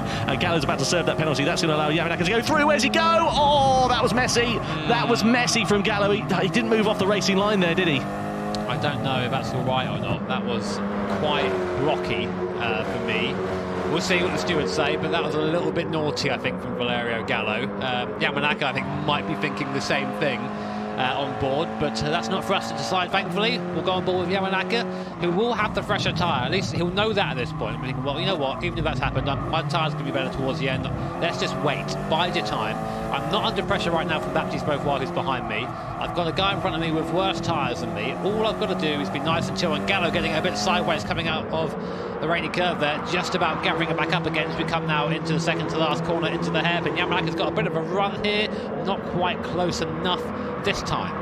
Man on the move at the moment, Patrick Blajan. He has been absolutely lightning fast on those soft compound of tyres. That gap between himself and Takuma Miyazono was 5-6 seconds before they came in for the pit stop. It's now down to 3.3. We've got 7 laps now remaining. Patrick Blajan is looking very, very quick indeed out on that track. He's significantly faster than the medium runners in front of him, to the surprise of nobody. But of course, those soft tyres are going to degrade quicker, so it's a bit of an interesting one to see how this is going to work out here, but he's looking pretty quick out there, Blajan, at the moment. I'd be interested to see if he can cut through the pack. Here's Miyazono. wondering if we could look back from this really to see if we could see where Blažan is, but Blažan is quicker, but he's got to get through all these guys if he wants to go for a, well, that's basically where he is now. He has a pace to be quicker than the leaders, but can you get by them? That's going to be the question that we are going to see answered, hopefully, in the next few laps' time. Here's Mirazono still on board. Benelli in front as well. So you're just getting a little bit wide, kick up a dust. These guys keep doing that. You keep putting dirt on those tyres, they're going to get worse and worse and worse. And you get to the next corner, it's going to be very, very slidey. I just saw the sideways. I thought he was going to go off into the gravel then at turn 7. Managed to keep it on the straight and narrow, but that was really, really on the ragged edge of adhesion there for Mirazono. That's just a line through there. That's what they do, they just chuck it through. It's great to watch, definitely. Very nice and sideways. Four-wheel drifts, as you would say. Still watching Mirazono now to come down the hill. Things have calmed down a little bit. We've got a replay. What's this? This is coming up the pit lane. We're with Benelli, I believe. He's coming up the pit lane. There's Gallo and Yamanaka. So what's going on here then? I think this was just... is this what happened here with Beauvoir and Benelli then? These were really close in the background. I mentioned about it briefly. There was Beauvoir on the inside of Benelli. Benelli running onto the gravel on the outside. There goes Kokubun on the inside. Oh, Benelli just came back on. He had a snap of oversteer there. That allowed Kokubun to go through. So Benelli losing 2 positions in the space of 1 corner. Just cold tyres there. Went into the corner as fast as you usually would. Got into the dirty line. The car did not want it. You see they were still fighting coming down the bottom here. But I think Benelli just about held the position for now. Just because Mirazono had to get off the throttle to avoid going into the back of him. So, yeah, not an ideal outlap there for Benelli, but I'm sure he'll look to get that place back as soon as he can. Oh, my word, Kokubun in front. I wonder why we're staying with this replay as well. They're still fighting up towards the hill, blooming hell. Yeah, really close indeed there. Kokubun just about keeping it on the straight and narrow there, in towards the left-hander of the corkscrew, then down that 5.5-storey drop. I mean, yeah, you can see on board there, Mirazono just keeping on the straight and narrow, but it's getting pretty frantic there. I was saying about Patrick Blažan a few moments ago. That gap has now come down to 2.2 seconds to the back of Takuma Mirazono. Once he gets onto the back of those guys, he's not far away from the battle for the lead here. Yamanaka, meanwhile, is on the back of Valerio Gallo coming up the top of the hill into the corkscrew. He's not able to find his way past, but those fresher medium tyres are really coming into their own now for Yamanaka. You sense it's going to be a case of when and not if. I look tight again from Gallo. I wonder if that was another penalty or not. I think he just got away with it. He was right on the edge of what I would consider to be a penalty through there. And yeah, I think Gallo really at the moment, I think Yamanaka can taste blood in the water at the moment. Gallo's struggling. You can see it right on the brakes, just almost running into the back of him. Gallo really not able to get the same braking performance out of the crossbow as Yamanaka is. Now he's got the toe all the way down towards T1, and we are close. We are close to Valerio Gallo in front. Will Yamanaka go for a lunge into the first corner? Now's a good time to do so. Gallo goes defensive, drives down the middle of the circuit as he is entitled to do, leaves Yamanaka only the long way around to try and get around, and this car no downforce, so it's kind of hard to do that, and stays in the lead for now, does Valerio Gallo. But all this fighting means Baptiste Beauvoir is going to get closer and closer, and of course the guys behind, Kokubun, Benelli, Mirazono and Blažan, as you say, Tom, who's now only a second off the back of Mirazono. 4.5 laps now remain here for round 2 of the World Series in the 2021 FIA Certified Gran Turismo Championships in this Nations Cup race, and it's anybody's guess. Patrick Blažan looking like he is going to be a man on the move before too long. Sitting in 6th place, the gap now down to a second between himself and Takuma Mirazono. We're right on board with the race leader though, Valerio Gallo, up the top of the hill in towards turn 7. This is where Yamanaka got great drive out of there last time. Gallo knows that, pulls it for a tighter line as they come up the top of the hill, trying to break that toe of Yamanaka. Not quite able to find his way through, but look at how much more confidence under braking Yamanaka's got. He's almost up the rear exhaust pipe there of Gallo. And it's really, really interesting to see how this is going to play out here, because Yamanaka, he's got to strike at some point, because if he doesn't, he's going to have Baptiste Beauvoir right up his chuff. Yeah, he's just been pushing Gallo through the corners there, basically, saying, "Come on, mate, hurry up, I'm quicker than you," and Gallo knows it as well. Again, last corner, Yamanaka not quite close enough. In the mirrors, though, big in the mirrors now is Baptiste Beauvoir in that blue-covered French livery of the crossbow. There he is. So we've now developed into a three-way fight for the lead, and I wonder who's going to blink first. Again, Yamanaka looking to the outside. Gallo, as we've seen him, goes into the middle of the circuit. Yamanaka's going to try the long way around. I'm not sure he's going to quite get that done. Oh, Willie, he's got a good drive out the corner. Oh, Gallo, awesome defence there. Slides the car out in front of Yamanaka. Just nailed the throttle there. Gave Yamanaka nowhere to go. Oh, onto the gravel there. Just about gathers it back up. That's what happens when you brake with your rear left wheel on the gravel. And Gallo slow on the inside. Yamanaka's going to drive it all the way around. And Baptiste Beauvoir is there too. He might get 2 for 1 here. Gallo there in the middle, Baptiste Beauvoir on the right, forced onto the gravel, and I think Gallo might hold it. Beauvoir still there. Wow, okay, so Yamanaka came out worse there, but no, he comes back at the Frenchman. All action now, Tom. Very, very close indeed. Up the top of the hill in towards turn number 7 we go. Yamanaka's going to be on the inside of Beauvoir here. Brakes late as the Japanese driver goes through into 3rd place. Nicely done there. So Gallo somehow leads the way, and amazingly, it started in this formation at the start of this lap, and it continues in this formation in the middle part of it. Given what was happening in the first few corners, I didn't think we'd be quite saying that. Whilst they're squabbling, it's allowing Lucas Benelli to close back up. Patrick Blajan has disposed of Ryota Kokubun then into 5th position for the Hungarian driver, so he is beginning to make his moves and is going to be on the back of these guys. There he is, you can just see him in the background in 5th position, and he is going to be closing on those soft tyres, the quicker tyres at the end of this race. And Patrick Blajan is looking more and more like a real contender for this race now. There he is, right in the back of the pack now, so he can see the leader. That's always a nice psychological boost when you're out there and you're chasing him. Right, I can see him, I'm faster than him, I'm going to go and get him. So we'll keep an eye on that. Meanwhile, Yamanaka and Gallo, all this fighting, as you say, Tom, it just pushes this bunch of people closer together. Yamanaka going to try and get the undercut there, switch back on Gallo, very nice. Yamanaka there finally gets Valerio Gallo after laps of trying. Gallo now is under attack from Baptiste Beauvoir, having to defend there. A bit deep into the corner, parks are on the apex though, and now Beauvoir has the inside line. Surely now Gallo, those tyres have gone. He's just trying to defend for his life. He's not going to be able to do it. Beauvoir got the Gallo onto the grass. Oh, he's sideways, back on. Oh, just about avoids the drivers there, but that allows Benelli up into 3rd and Blajan up into 4th. Blajan 3rd. Oh, so close on the curb on the inside there. That's going to compromise his drive, Blajan. He somehow manages to get himself ahead of Lucas Benelli. It's all action stations then with 2.5 laps to go. Benelli versus Gallo side by side for 4th position. Gallo on the outside, sideways and onto the gravel. It's all over for Valerio Gallo. That's a disaster for the Italian driver as Miyazono and Carazza now come through as they come up the hill into turn 7. What a shame for Valerio Gallo. That's real 0 to 0 stuff. The winner of round 1 earlier on this year, and now he's falling right down the order. The Blajan now up into P2. He has only one other car in front of him, and it's Yamanaka, the pole sitter. 1.4 seconds. What a return this has been for Patrick Blajan. Been flying up the order. There's Valerio Gallo, who's just still struggling. And Andrew Brooks, oh, Brooks, it's always Andrew Brooks, isn't it, having a moment whenever we look there.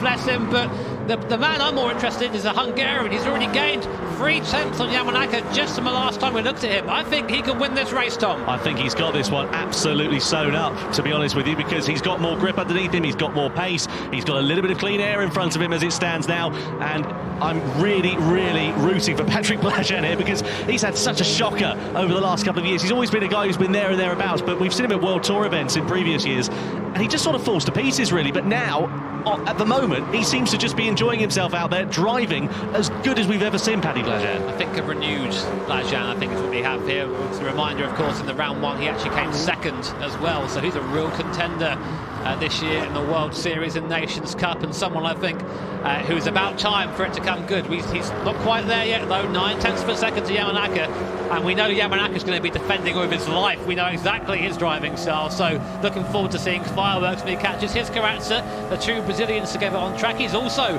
on that soft compounder tyre, so he's done pretty well to drag that car back up there again. Will he be able to catch Benelli and Beauvoir, though? I think he might. We might have a similar situation a bit further down. Baptiste Beauvoir, again, now I think also struggling on this tyre, starting to go backwards a little bit. Yeah, Beauvoir doesn't seem to have the pace, as you say there, Jimmy, so let's keep an eye out for him, because in his mirrors he has got the two Brazilians of Lucas Benelli and Adriano Carazza then, so coming through into the final corner of turn 11, ready to complete the 18th lap. We're on the penultimate one, or about to start it very shortly indeed, and you sense that Tomoyuki Yamanaka is going to be a bit of a sitting duck against Patrick Blajan's pace. The gap now down to half a second here for the race lead. This is tension filled. It was a bit of a slow start of this one, but it's really come alive at the end. Blajan's got a little bit of time here. He can afford to not make a rash move. He's got about a couple laps. He's got a car that's a lot quicker. He knows he's quicker because he can see himself pulling up onto the back of Yamanaka there. So he's just been thinking out, right, where is the best place for me to pounce? Will it be on T5 or T6 coming up the left-hander up towards the climb? Will it be at the corkscrew?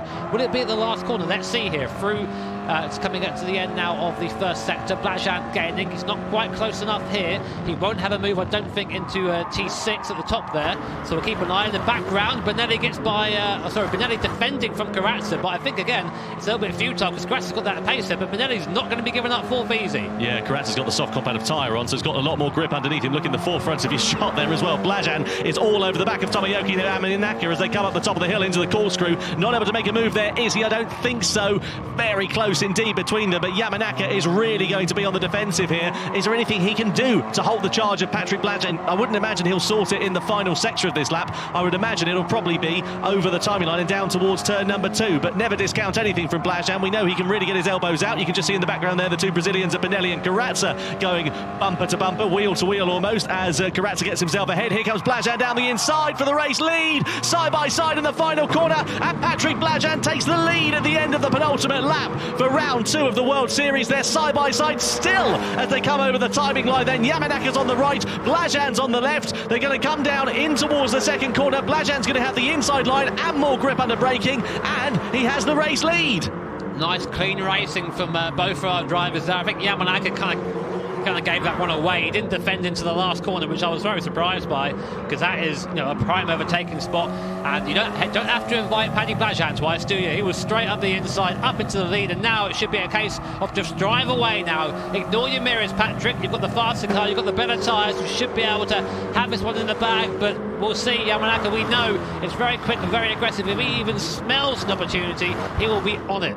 Hugely impressive turn of pace, by the way, from Tomoyuki Yamanaka. 12th in round 1 in the Nations Cup, and now he's fighting, or has been fighting, for the race win in this one. Tell you what though, Patrick Blažan, what a story. He's up 7 places on his grid position, made that alternate strategy work, starting on the medium compound tyre, switched to the soft, took the clean air, and just absolutely scythed through the top 6 drivers. Made it look like they were standing still. An awesome performance from the Hungarian driver, and he's now only a couple of corners away from taking victory in round 2 of the Nations Cup. Absolutely supreme from Patrick Blažan. That strategy starting on the medium compound of tyres in the midfield. Looked like he was in no man's land for the rest of it, but it's proven to be an inspired decision. Into the final corner comes Blažan then, from Yamanaka, from Beauvoir, from Karatsa. A fantastic grandstand finish in round 2 of the World Series for the 2021 FIA Certified Gran Turismo Championships. Patrick Blažan takes the win in the Nations Cup ahead of Tomoyuki Yamanaka, with Baptiste Beauvoir completing the podium in 3rd position. Karatsa, Mangano, Benelli, Kokubun,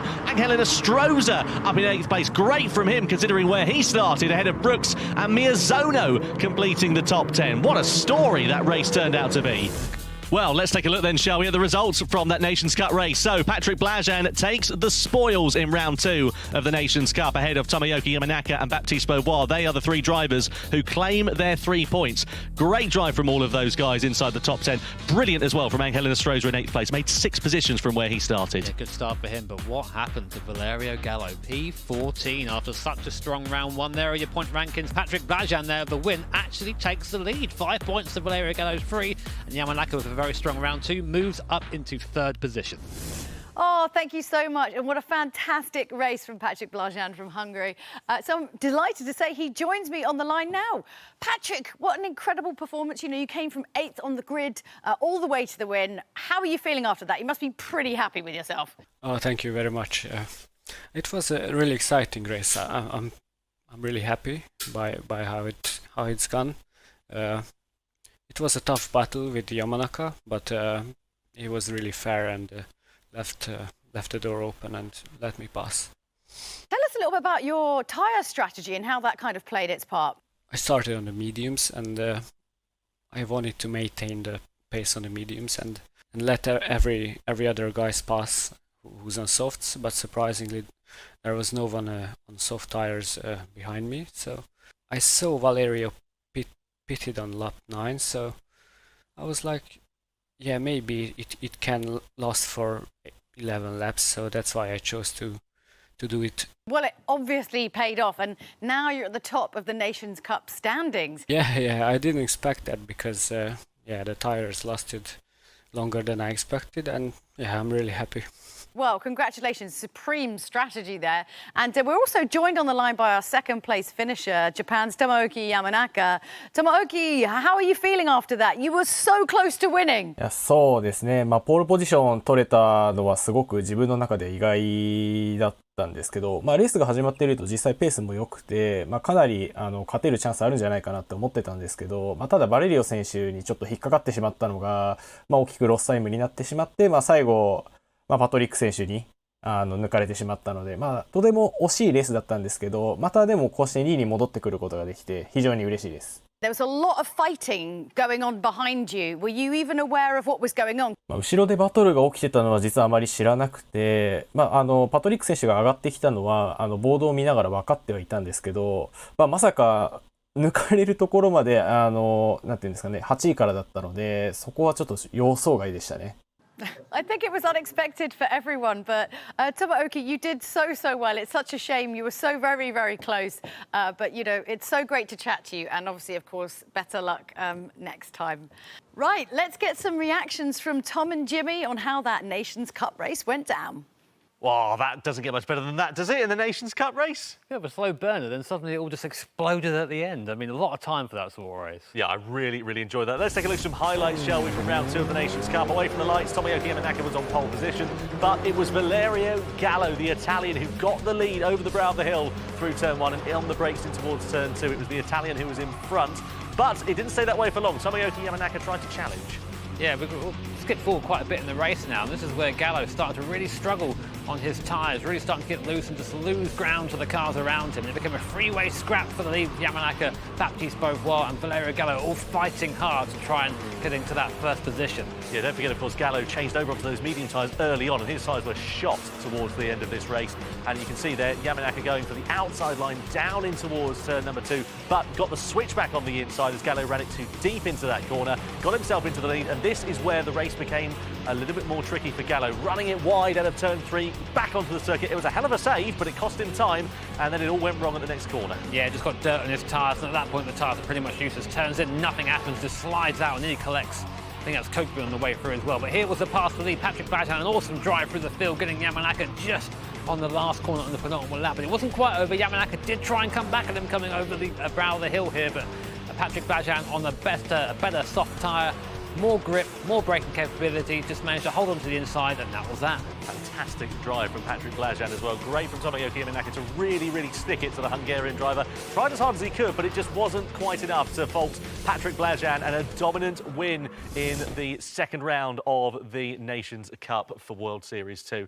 Brilliant driving. I think we need to take a look at some of the key moments, though, from that race. And interestingly, let's start with the start, because look at Valerio Gallo here. Starts in second gear.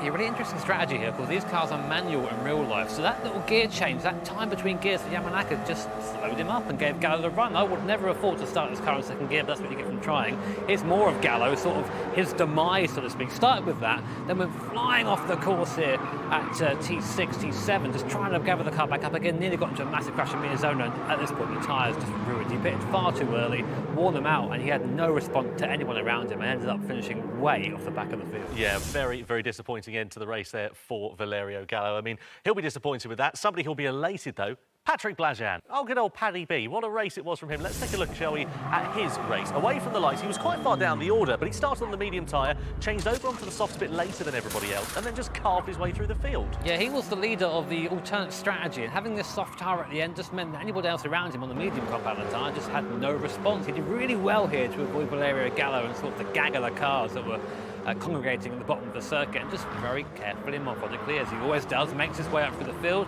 got alongside Yamanaka, and that was it. And to be honest, that's one of the drives of the season for me.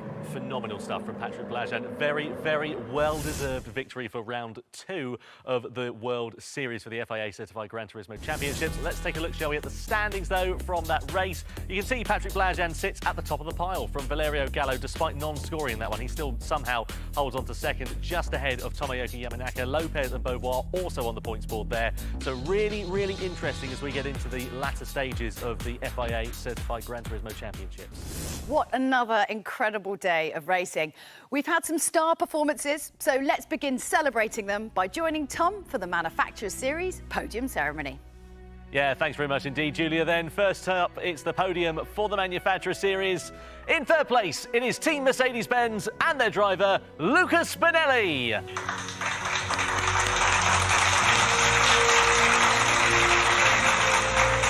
In second place, it's Team Honda and their driver, Valerio Gallo.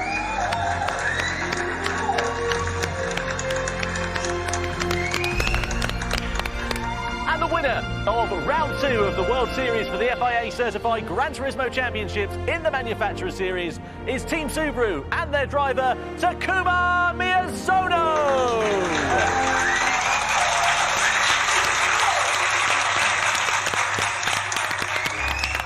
And now then, it's time for the national anthem of Japan.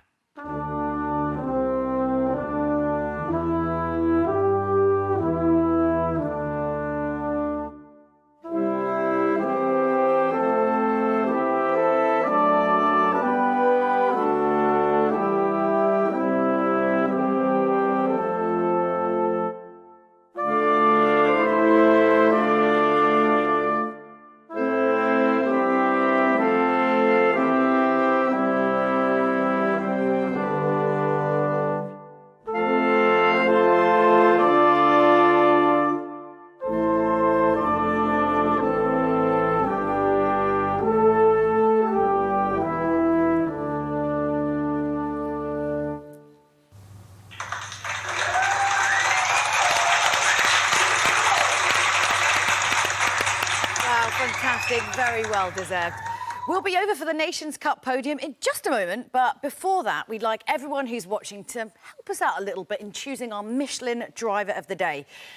I guess I could ask you, Jimmy, seeing as you're here, who'd kind of be your hot picks for Driver of the Day? Oh, man, we've got a couple to choose from. I'm going to start with, I think, Luca Spinelli for his recovery in the first race. I think he made good friends with the pit wall, which is not really an ideal scenario, and then dragged it back up into third place, which is a great recovery. Also, Tomoyuki Yamanaka as well. Returned to form, finally. Yes, finally. Really quick in the first race. Not quite able to hold off Patrick Blajan, but still a very good result. And speaking of Patrick Blajan, again, race 2, mad. He first of the medium runners, overtook, I think it was 6 cars on his way to victory. Just, you don't really see that very often. Wasted all their softs. They're all like gunning behind him, and he's just like, nope, sorry about it. Exactly. It was a really great run. And also, I guess, honourable mention to Takuma Miyazono, just won the first race easily, but good return to form for him as well. Well, whether you agree with Jimmy or not, and please feel entitled, to disagree loudly, turn on that caps lock. Head to the Gran Turismo Facebook, Twitter or Instagram stories and get voting. And may the best driver of the day win. Now it's time for the podium of that fantastic Nations Cup. Yeah, thanks very much indeed, Julia. What a phenomenal Nations Cup race. Let's take a look then, shall we, at the podium finishers. In third place from France, Baptiste Beauvoir. In second place from Japan, Tomoyuki Yamanaka. And the winner of the Nations Cup race for World Series 2 from Hungary, it's Patrick Blajan.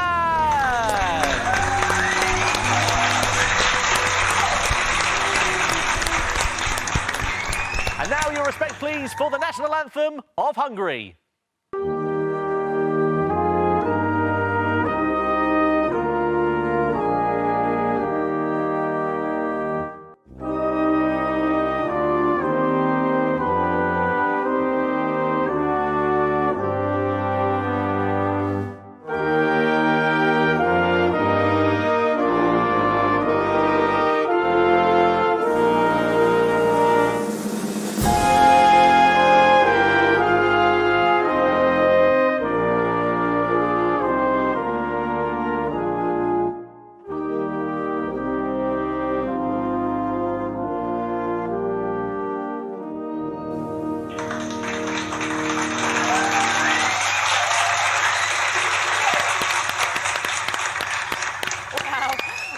Epic day of racing. Well done to Team Subaru and their driver Takuma Miyazono for winning our Manufacturers Series race. And of course, huge congratulations to our Nations Cup winner, Patrick Blajan from Hungary. Thanks as always, though, to Tom and to you Jimmy, as well. I give you thanks. Oh, thanks, Julia. And not forgetting, of course, all our incredible drivers. Stay across our Facebook and YouTube channels to catch all the latest Gran Turismo action. Also, don't miss the World Series Showdown, which is happening next month. Yes, it is. But I guess that's kind of it for today. We look forward to seeing you very, very soon. From everyone here at GT, bye for now.